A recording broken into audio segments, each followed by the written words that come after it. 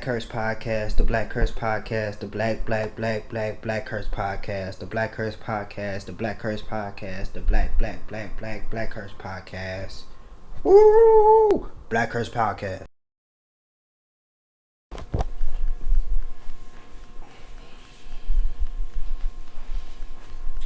Oh man.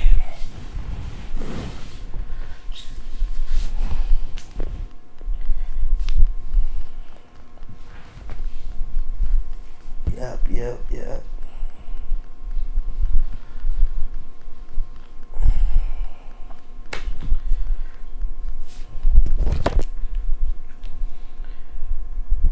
Oh man. Welcome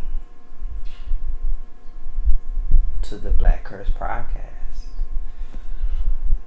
Welcome to the BlackCurse podcast. This is episode 2. Yeah.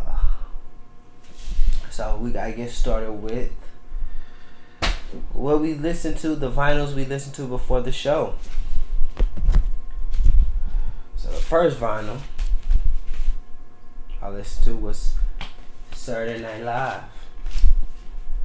I don't know when this was shot, but all I know is I own the vinyl. Yeah.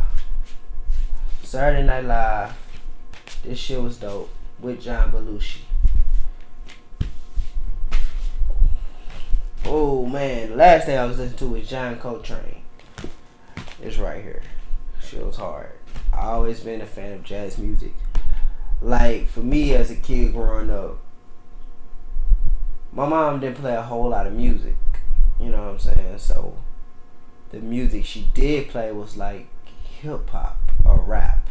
So like I grew up to like Biggie and Tupac, and you'd be like, what the fuck this got to do with jazz? It has everything to do with jazz because the only other type of music I've ever heard in my household was R&B, like Faith Evans and Mary J. Blige. So it was rap and R&B in the 90s, mid 90s, late 90s. And the other music that I heard, the only other genre of music I ever heard in my household was jazz. And my mom played Miles Davis a lot, a great deal. So like, I grew up listening to like hip hop and R&B in the mid 90s and late 90s or whatever, and then jazz music. That was like the only other genre I heard in my household was jazz music. You know what I'm saying? It's not a very wide range of music, you know what I'm saying, but that's what I heard. I heard hip hop and rap and R&B and jazz music. So anyway, I like John Coltrane. Oh, and another thing about John Coltrane. My grandpa Claude, may he rest in peace, he used to listen to a lot of jazz. He used to listen to the actual jazz radio station in St. Louis. And my grandma and he or him were pastors. They had a church. And he used to love to play jazz, the jazz radio station, but my grandma would always like turn it off because it's the devil music. Never quite understood that, never got that, you know what I'm saying, until like I got older and I read like Thelonious Monk like autobiography or just jazz shit I read about. And jazz music was considered the devil's music because of, it wasn't the music per se, you know what I'm saying, it was just the types of people who listened to jazz music. They were considered like heathens and things of that nature. They were considered like worldly. They wasn't considered of God. And when I think of jazz music and when I used to listen to jazz music due to my grandpa Claude and my mom, I used to be like, how can you say this is devil music? All it is instrumentation. It's no person talking. It's no, you know what I'm saying? But when I read about jazz music and its effects on the world and how it was presented to the world, it was simply the very fact that like jazz music was played in clubs at that time. That'd be like everybody likes to go to like strip club in Atlanta. What's the one? The big one. But anyway, like if you go to a strip club, just think about it. If you go to a strip club today, jazz. If back in the time, if you lived during those times, it'd be like you're going to a strip club and you're listening to jazz music. You know what I mean? Or you're going to like a club and it's jazz music being played in the club. You know what I'm saying? And when you think about jazz music, it's like it's fucking jazz music. It's nothing negative. It's like it's instrumentation. You know what I mean? So anyway, with that being said, this is why I got John Coltrane. I fuck with John Coltrane a lot. You know what I'm saying? Due to my mom and my grandpa or whatever, I've been into jazz music. Like, you know what I'm saying? I listen to jazz music. I try my best to find as much jazz music as I can possibly find because I don't know, it's really near to my heart. I really fuck with jazz. I like jazz a whole lot, you know what I mean? Anyway. Oh man. So my next album is Luke and J Sky. Uncle Luke, the great Uncle Luke of hip hop. If you don't know, research. So anyway, it called album cover say Luke and J Sky, freak shouty. Yeah. So I fuck with Uncle Luke. He's a pioneer in hip hop, man. Like, if you don't know the story, go research, man. A legend, like a straight up legend, for real, bro. Like, man, when I saw this and I saw like Uncle Luke and like I seen the album cover, like I had to snatch this. Like, this shit is real. This shit dope. Like, shit real dope. Oh man, mass production. So I got this vinyl, man. I enjoy it. It's a mass production in the purest form. This shit is hard. Like, I think like the cover art is dope. I think it's like, I always loved the 1970s. You know what I mean? Like they vibes, they style. You know what I'm saying? The bell bottoms, just the whole look. I always was into that. You know what I'm saying? If you ever catch me in the 70s, look. Because I always fuck with the 70s, you know what I'm saying? But anyway, mass production, shit like hard to me. I actually like this album though, in the purest form. Mass production. Oh my gosh. Santana, Amigos. Oh my gosh. This shit hurt hard. Like, go check this shit out right here. Like, Santana, Amigos. This shit, like, what that is, bro. But my favorite song on this fucking vinyl is this. It's side 2, Europa, Earth's Cry, Heaven's Smile. Oh my gosh, go listen to that shit. That shit like amazing, bro. Like, that shit hard. Like, Europa's, it's my shit. Fuck with it. Santana, like Santana, Amigos, bro. This shit right here is dope. I actually like this vinyl. Like, it was something I actually went to the store and I bought because of cover art, because it was Santana, and when I played it, I liked it. So, alright. This guy name is Earl Grant. Bought this vinyl. I don't even know where from. I just bought it. Like, it's called Stand By Me, Earl Grant. Fuck with it. All I can say is I fuck with it. You know what I mean? Like, when I listen to it, shit hard. Anyway, so let's see what we got to talk about today.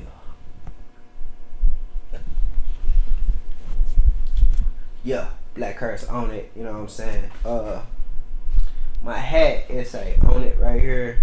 I got Genre House at the top, you know what I mean? Got it at the top. I got the Garage Talk on the front. You know what I'm saying? That's my other podcast. Go check it out. You know what I'm saying? It's on the Genre House YouTube. Bow. So, the first topic I want to talk about. Man. I guess the first topic I want to talk about is, we talk about this Ronald Green.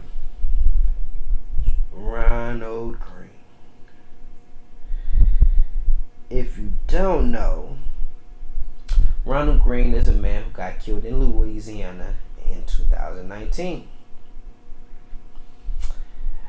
Man, They say he was taken into custody for resisting arrest, and he had a struggle with troopers. However, the Louisiana police told the family something totally different. They told him that, like, they told the family that he died from like what you call it, like a car accident. You know what I'm saying? They told the family this. They told the family that he died from a car accident.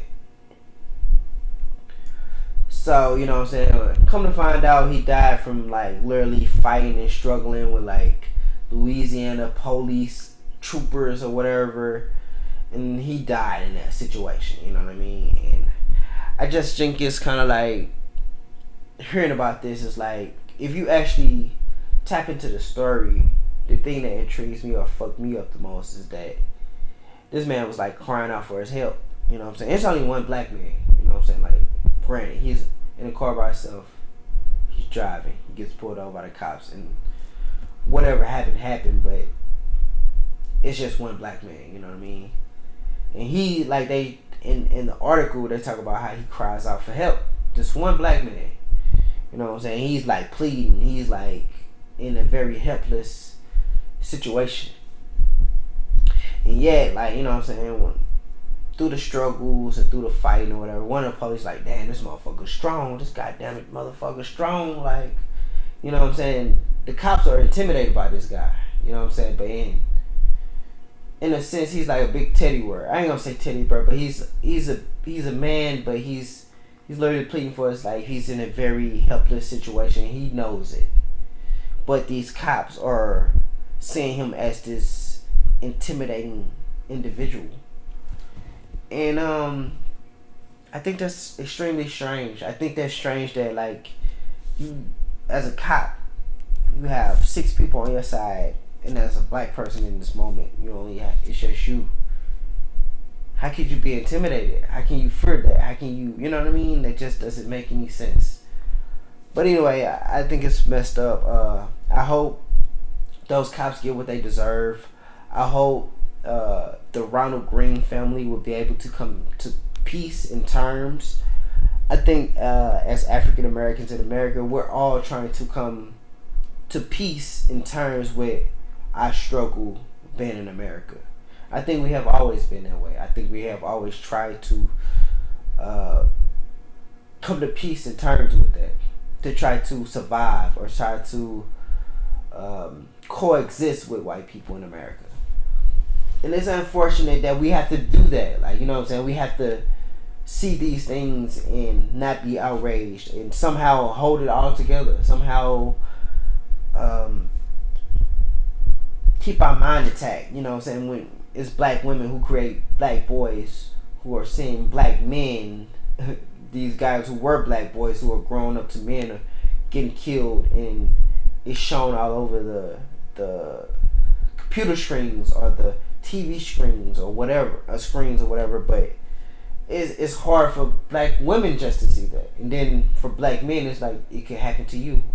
Me being a black man, I know it could happen to me, you know what I mean? Anyway, I just hope that Robert Greene family finds some peace. I hope that these white cops get what they deserve, literally. And I don't care about being politically correct. I just think that it's right and there's wrong. And I think the whole entire system is wrong when it comes to black people and the fucking law of the land. I feel like at the end of the day, if you're a white cop or if you're a cop period, when you see a black person, treat them like you would treat anybody else. It's that simple. If you're a white cop and you smelt weed on white people and you didn't take them to jail or you didn't do anything, fucking do that for the same for black people. You know what I mean? If you did that ever for a white person, if you knew a white person was drunk, I'm just saying, at the end of the day, just fucking be real, be a human, be fair. You know what I mean? So anyway, I know there's probably a lot to ask of someone. You know what I mean? And this is your fucking job, but fucking just be fair. Just fucking When you see a black, hey, I feel like if you're a white cop now, if you see a black person, you should just let their ass fucking go. You know what I mean? If they ain't committed no for real crime, what the fuck are you stopping them for? If you read their plates and they ain't got no for real history or record of doing some bullshit, just let them fucking go, bro. But anyway, I digest. I just hope that that family can get peace out of this somehow, and that it can be an understanding in America, because their problem is our problem. You know what I'm saying? That's the problem. Like, I think black people kind of can look at that and say, "Oh man, you know, it just happened in their family," but it can happen to anybody's fucking family if you're black. Hell, the way we're so intermixed now that it's black men and black women in white families now because they dating a spouse or married to a spouse, that hell, you should be fucking just concerned. You know what I'm saying, for your family happiness or whatever. But anyway, digest. Anyway, I just hope they get some type of peace. And the next topic I want to talk about.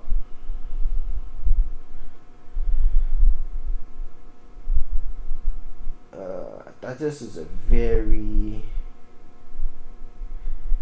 interesting conversation.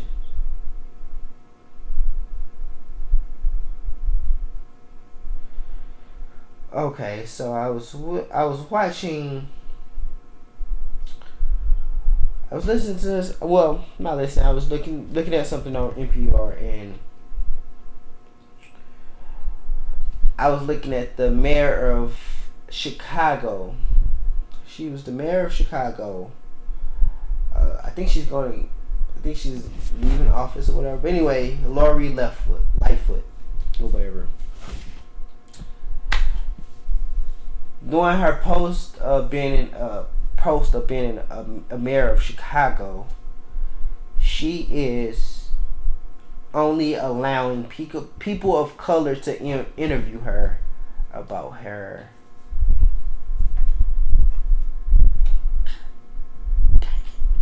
Anyway, she's only allowing people of color to interview her about her being a mayor. I think that's cool. I think it's cool on so many levels, because one thing I always say about blacks being in media, me being in media, for example, is this: we don't get a lot of opportunities. Like, white people literally own every network in America, or close to all the networks in America, whatever. You know what I mean?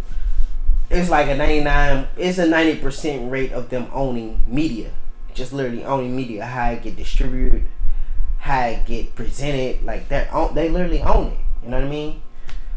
And that's why, like, when you talk about black ownership, like, just in media, you just take media alone. You know what I'm saying? Blacks love to, like, put their kids in entertainment, and hey, let's be a rapper, let's be a singer, let's be a dancer, let's be a whatever. You know what I mean? Like, we're into entertainment and media. You know what I mean? But at the end of the day,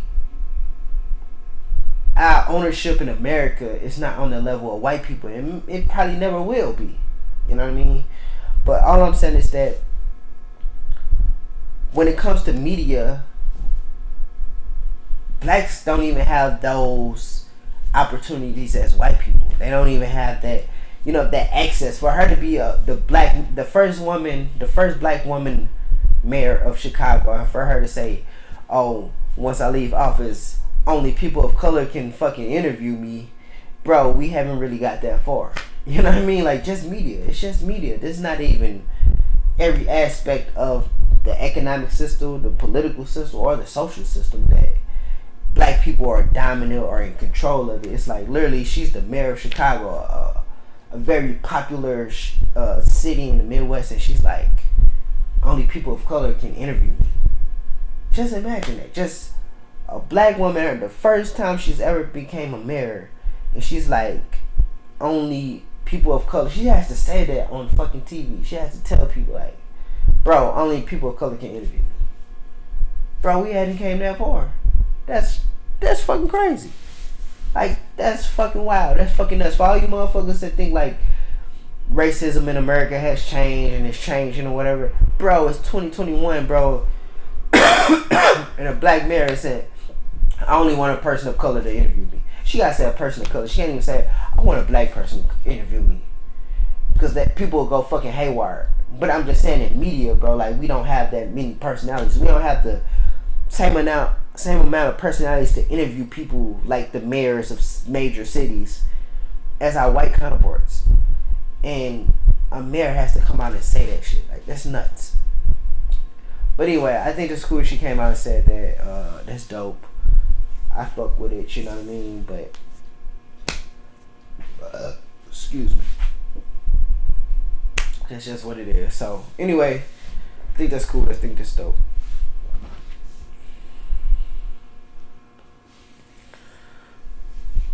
Oh, man.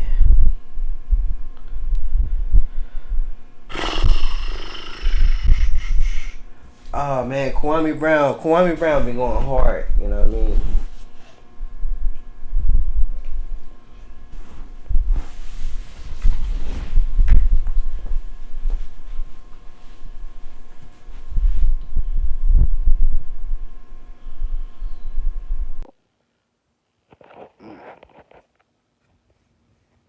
So I'm watching Fox News,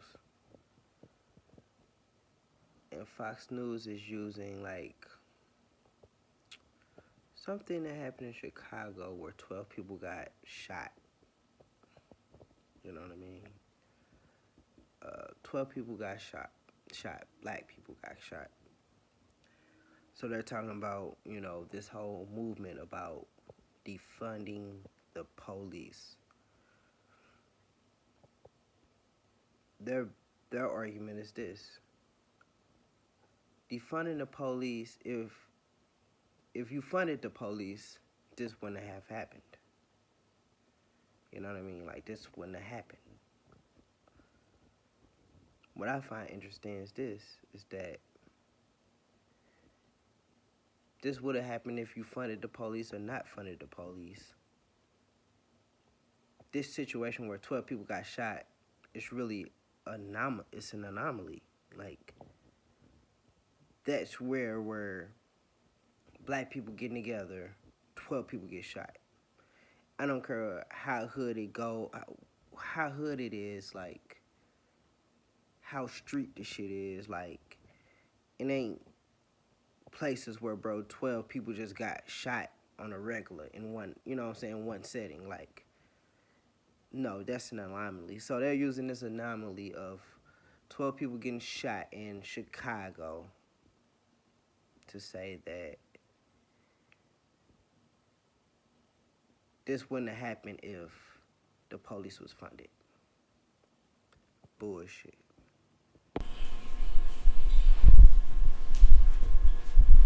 Ah, man, Kwame Brown been going hard, you know what I'm saying? Kwame Brown versus All the Smoke. Kwame Brown versus Charlamagne the God. Stephen A. Smith. All these people. The thing about it is this. I feel like with Kwame Brown, when you beat up on somebody and you constantly drag their names through the media, I don't care who you is or what you are, the bullies of the world, you know what I'm saying? It's gonna come a point in time where the person you're bullying is gonna fucking fight back. It's just that simple. I'm 5'4", man. I had bullies throughout my life, you know. I don't give a fuck. It ain't stop shit. Like, I don't care. I don't give a fuck about a bully. I fight a bully back. You know what I'm saying? I'm 5'4". I don't care. You know what I'm saying? So, with that being said, with Kwame Brown, even though I know he's 7 foot tall, he's big, he's, you know, he's massive as a man from his physique standpoint. The way the media would like drag him down and say things about him, and this is my point of view about the NBA.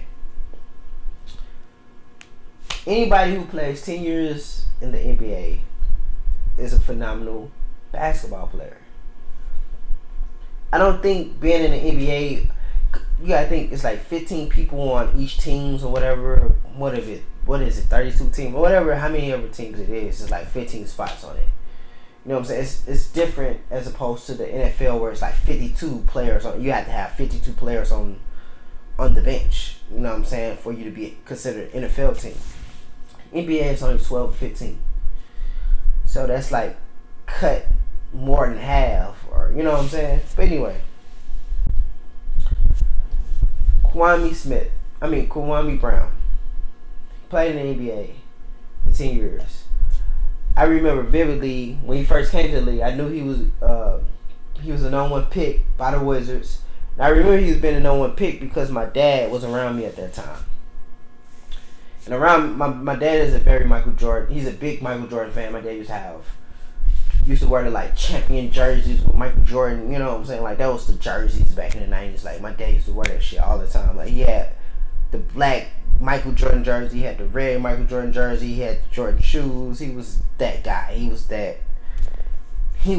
to me. Like, you know, he presented Jordan. He had the 23 and the 45. You know what I'm saying? He was a big Jordan fan, you know. So anyway, when he came back to the league, my dad was around my life at that moment, at that time. And I remember watching the draft and Kwame Brown being the number one pick for the Washington Wizards or whatever. And I remember, like, me and my dad watching the preseason game and a couple season games of the Washington Wizards at the time because fucking Michael Jordan was on the team. And when I used to watch Kwame Brown, he wasn't that bad of a player. He wasn't horrible. He wasn't. In a realistic sense, a player coming out of high school going to the NBA, to me, is like, that's like such a big difference that anybody who can hang with those grown men and they're 18 years old, you ain't been cut, you ain't been like, you know, you play 10 years in the NBA, bro, you're not trash. You know what I mean? Like, you're not trash. Matt Barnes and Steven Jackson, it could have been a sense of jealousy because he's the number one pick and they was whatever pick they was, you know what I mean? And they feel like they had a better career, this, that, third. But do know this. You can't be what you are due to the environment you're put in. With that being said, an 18-year-old Kwame Brown, who's possibly was maybe just a role player in the NBA.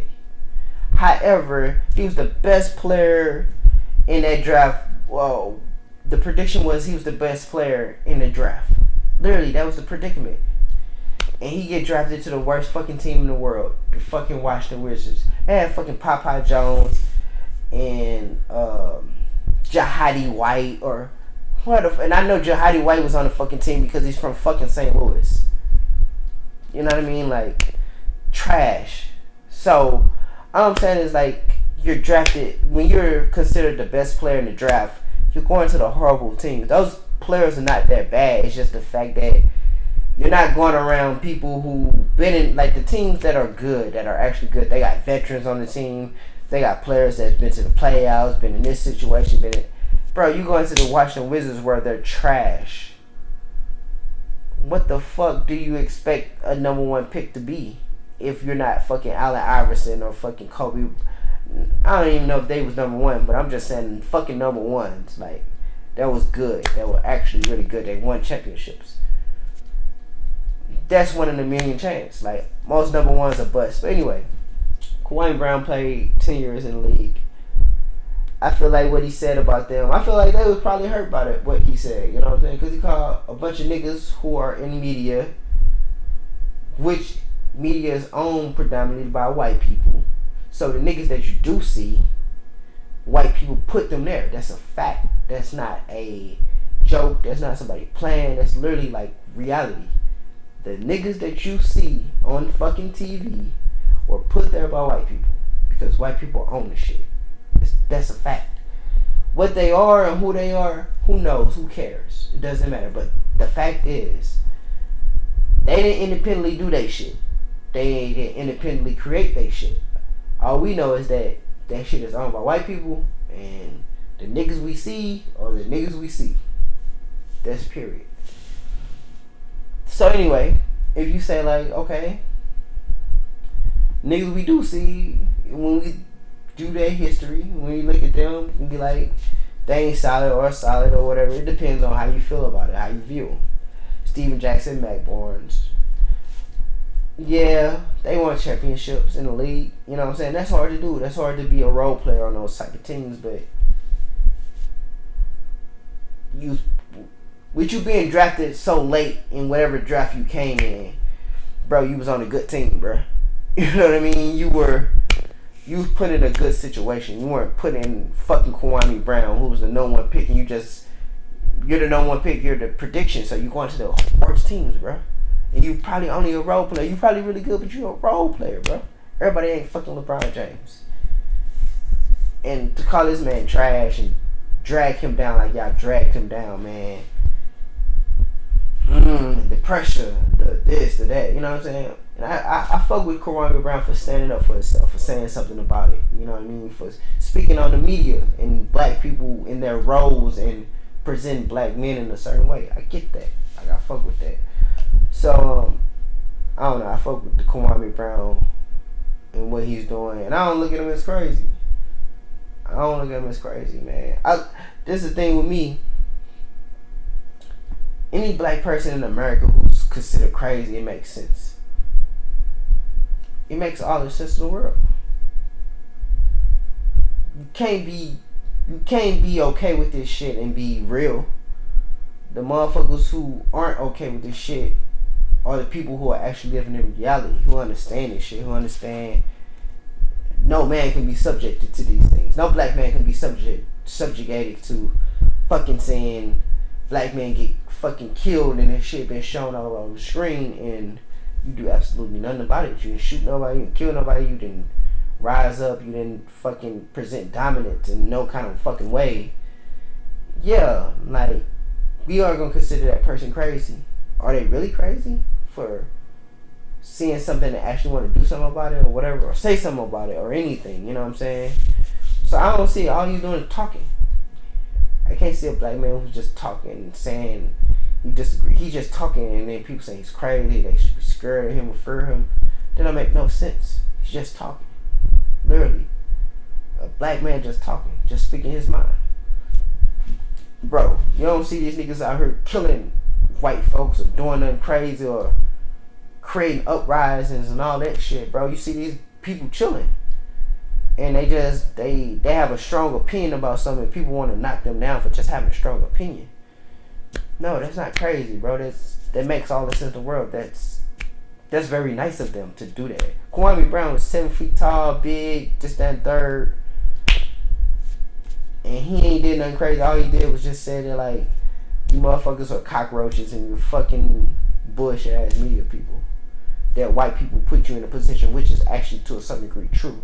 White people did put you in that situation. Whether you're a cockroach, who knows, who cares? Only you know that. Only you can go to bed and fucking know if you're a fucking cockroach. You know what I mean? But that's his opinion. That's how he see it. And for all the backlash, for all the whatever coming from the people that are presented to the world through white people, like, it makes sense that y'all would say something. You know what I mean? If I was in y'all position, if I was backed by the white people, I'm not saying shit. Kwame Brown can say what the fuck he want to say. He ain't getting paid off the shit. I am. You know what I mean? I don't know. If I was in y'all position, I'd be a little bit different. But the very fact that you guys respond to him says a lot about all of you guys. You know what I mean? Why respond to somebody who's not a threat, who doesn't even mean for real no harm? He just speaking his mind or opinion. Anyway, Kwame Brown, I fuck with it.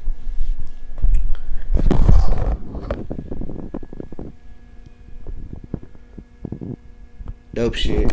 I fuck with it. Oh man.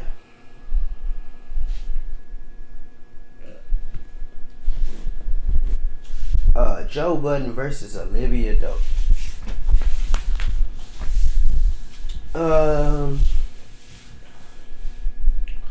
Shout out to Joe Budden. Shout out to Joe Budden. Thing about this is this. When a woman says she's uncomfortable, we have to take that for what it is. You know what I mean? At the end of the day, however she feel about that, if a woman says she's uncomfortable, she's uncomfortable. Done deal. End of the story. However, the Joe Budden situation is something we can all take and we all can admire. We can all appreciate. We can all understand. We can also learn from it. So with Joe Budden, Olivia Doe was on the show, and Joe Budden said some very not nice things or things that could be considered what you call it inappropriate or derogatory on a job site. And Joe being the owner and head honcho got some backlash. So I look at that and I say, yeah, Joe was in the wrong for things he said, things he done. However, him and his team and his staff, they went about it the right way. And the way I look at it is like this: how many women can say when they go on a job site and they have a sexual harassment accident, people ask them, "Are you okay?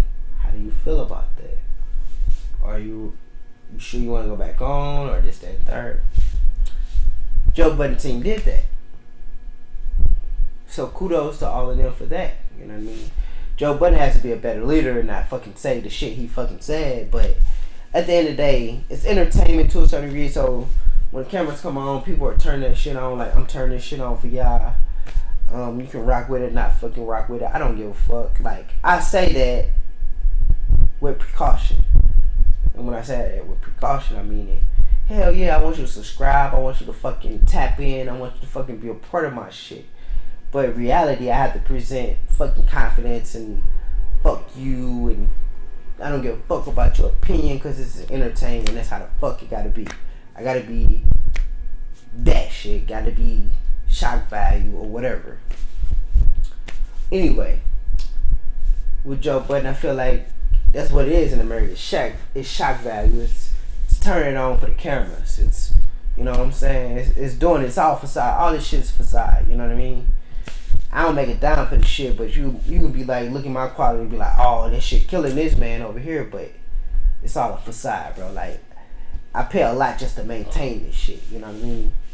But anyway, Joe Budden, I look at it like that. Like, it's a facade. It's a show, and I always got that vibe from him. I never got like that shit serious. Even with Marlon Rory or whatever, I just see it as like entertainment, bro. Like, he exaggerate the story to present it to a world in a certain kind of way. So it's entertainment, bro. It's a show. It's a facade. It's just putting on.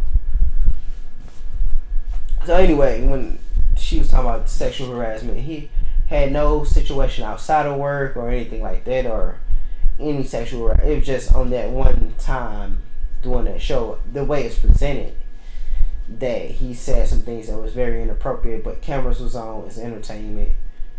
It was whatever. You can take it however you want to take it. I get both perspectives. I get how a woman can be uncomfortable, and I get how like a man can be like, bro, I'm just putting on or whatever. Anyway, cameras, 100 people around, this, that, and third.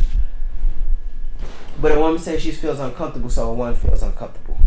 It's just that simple. So that's all I have to say about that. You know what I'm saying? I hope everybody is doing okay. You know what I'm saying? A lot of times too with that, with sexual harassment, a lot of times with men and people and just across the board, you know what I'm saying? Sometimes not knowing. Like, I think for instance, like women, like with women rights points of views and things of that nature, it's like men should change their perspective about women. You know what I mean? And women can say that because of how they grew up. They grew up in a very male-dominated world. You know what I mean? But also, you gotta think about like you growing up in a like you as a woman growing up in a very male-dominated world. That man grew up in a very male-dominated world as well. So both of y'all need to teaching. Both of y'all need to be retrained on how to feel or how to think. You know what I mean? Like, about situations. And I think like sometimes with those women's rights groups or people, I think they kind of miss that point of view. That sometimes that like men just don't know because It's like you only know what you're taught. You only know where you come from. Not me as a man. I can say that. I can say that like things as a man growing up in America. Me as a black man growing up in America. I'm only taught certain, like literally I'm only taught, like for me personally, when it comes to women, when it comes to a woman, all the women I know, all the women I grew up around were fucking empowered. The niggas were not empowered. Like simply it was more single parent mother, like it was single parent households with the mothers taking care of the kids and making sure those kids had food, clothing, shelter, private schools, whatever the fuck they had. You know what I'm saying? Like it was just a woman providing that shit. That was just it. You know what I mean? The males, man, to this day, what the fuck are they? Drug addicts, fucking broke, fucking nothing. Like they ain't got shit going on. They ain't doing shit. Like that's the niggas, that's the men. Like you know what I mean? So when you talk about that women's rights shit, like for me, I seen women's rights. I seen women being providers, being independent, having I don't know like certain shit. Like I don't know when I say I don't know certain shit, I don't know like they sexual preference or things of that nature or whatever. They was having sex with some fucking body. You know what I mean? Like who knows? Who cares? You know what I'm saying? But I seen them as women. I know they had a sex life. I know they had this life. I know they was taking care of their families. I know they was doing this. I know they was providers. I know they was there. That's women's rights. That's, you know what I'm saying? So anyway, with Joe Budden or whatever, I feel like at the end of the day, it's just, you know what I'm saying? He need to be trained on it or whatever. Like he make that right. You know what I mean? And it's bad, but it's not as bad as certain situations. And then when she was sexually harassed or when she felt like it was some sexual harassment, some bullshit going on, people asked her if she was okay. It's accounts of that. So I think it's cool. I think it's a learning lesson. I think it's good. I think it's great to be shown in media and be shown on black media how to deal with a sexual harassment case in that shit in real life. That shit like on camera or whatever. So anyway, at the end of the day, shout out to them. I hope everybody's okay. Yeah, Joe Budden. So next topic. Oh man, the next topic. Mac Homie. Shout out to Mac Homie. You know what I'm saying? Pray for Paris, Griselda Records. Man, I fuck with that album a whole lot. You know what I'm saying? I fuck with like the vibes, the styles, the instrumentation of it. You know what I'm saying? I like Pray for Haiti. You know what I'm saying? Because like I understood like, you know what I'm saying, how impactful Haiti is to black people, to the world, honestly, on the freedoms, on a very revolutionary level. You know what I'm saying? Haiti was the first country to gain a freedom in the Western world, you know what I mean? And it was black people using the African religion to fucking defeat their oppressors. You know what I'm saying? So, I feel like to a certain degree that album may be a bit about that. I don't know, you know what I mean? Rappers. But anyway, I like that say pray for Haiti, you know what I'm saying? Because I always think like that. I think like for a country to be black and revolutionary, you know what I'm saying? Let's pray for them. Let's make sure, like that's what I be fucking like pissed off about like religious black people in America. Like, why don't y'all pray for those type of people? Why don't you know that history, bro? And be like, bro, black people being revolutionary, bro, we need to pray for that. We need to make sure that those people are okay and we don't hear about Haiti the way the fuck we hear about Haiti. You know what I'm saying? Like, pray for that shit. Like, pray for Haiti. Pray for people who come from that stock of being revolutionary. It's a reason why like Haiti is shown in a very negative way. You know what I'm saying? So I feel like pray for Haiti. You know what I'm saying? Like I feel like that album title is very, very important, very deep. You know what I mean? Like pray for Haiti. Pray for black people in Haiti. You know what I'm saying? This is the thing.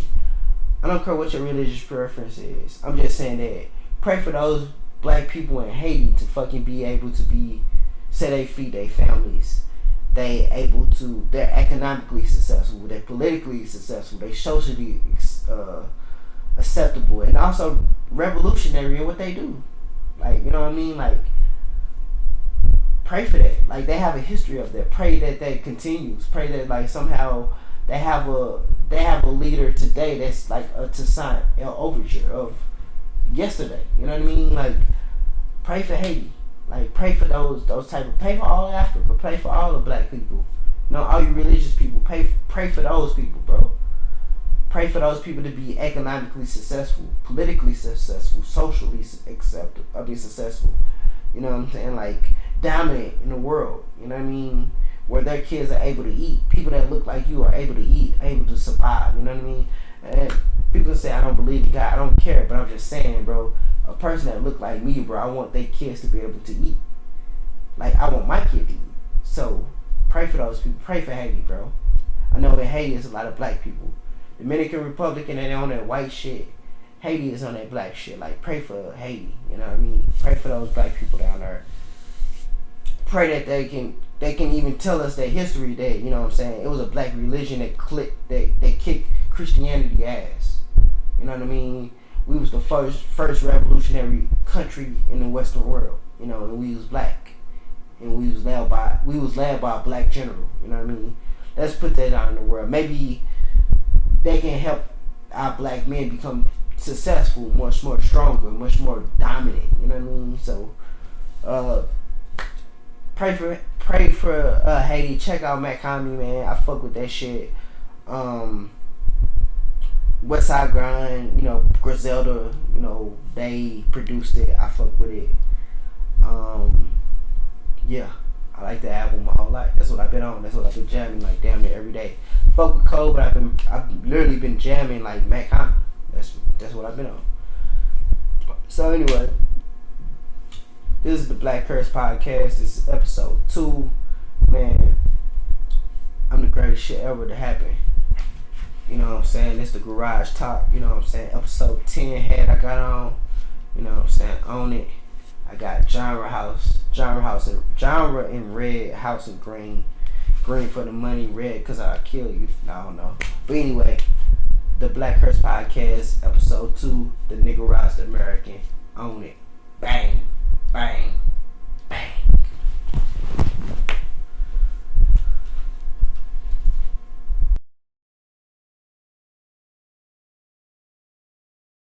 Curse podcast, the BlackCurse podcast, the BlackCurse podcast, the BlackCurse podcast, the BlackCurse podcast, the BlackCurse podcast. Woo! BlackCurse podcast.